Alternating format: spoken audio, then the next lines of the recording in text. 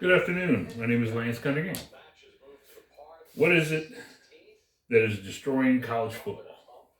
Simply put, the transfer portal. Transfer portal NIL.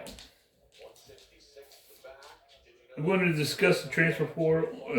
While intended to provide athletes with better opportunity, it is ultimately destroying the game of football. It undermines the integrity and stability of college sports today. The transfer portal destroys the game for every team. It tears down cohesion and creates an uneven playing field.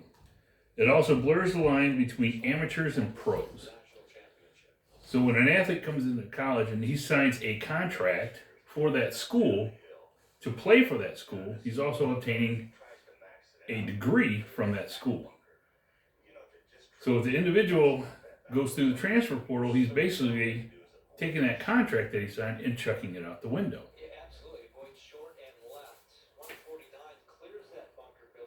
So what it does is ultimately it undermines the team cohesion.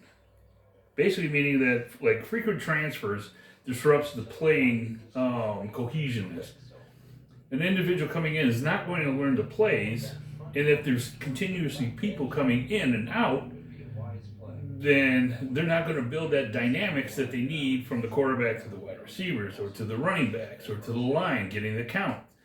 So you have to look at that as well. The example of this is the Marshall football team this year had 29 players enter the transfer portal, taking them out of a bowl game, all because their coach had left. So all these players said, well, we're not going to play. So they all entered the transfer portal. Do you think that's fair? I don't, because the rest of the players who might want to play are not going to get to play. Creates an uneven playing field. So basically what you have is you have these powerhouse teams, Ohio State, University of Michigan, Florida. All these teams are big powerhouse teams. And they're recruiting and taking players from smaller teams, their best players. They're taking the best players away. So if they take the best players away, these teams, smaller teams, are not going to be able to compete.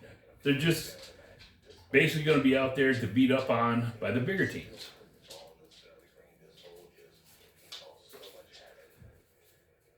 Now it blurs the lines between amateurs and pros. So you have an amateur team. These athletes are amateurs. They are not pros.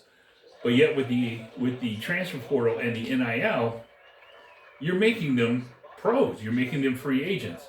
There was a time that they were not receiving money by any colleges. They could not. It was against NCAA standards.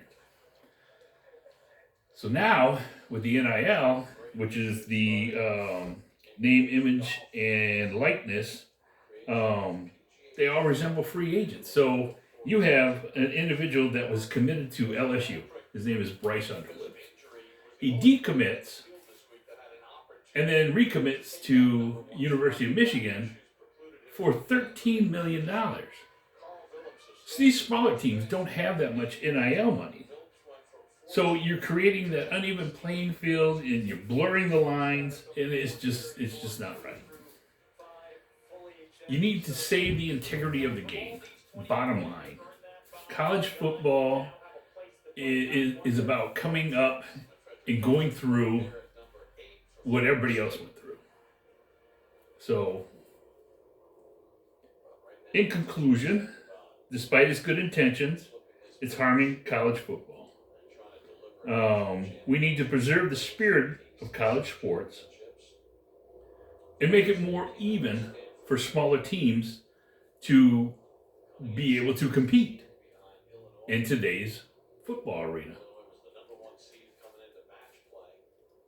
If we're continuously going to offer college athletes money, the teams are going to see who's getting the money. So if you have an offensive lineman, he's not going to get any money, but you're going to pay a wide receiver or a quarterback $10 million from the NIL. I don't really think that's fair. You have to pay your due diligence. Whether you're coming up from high school to college, those are all amateur sports. The pros are the pros, simply put. hopefully I persuaded you to basically say that the transfer portal is bad, and you see my side of it. Thank you.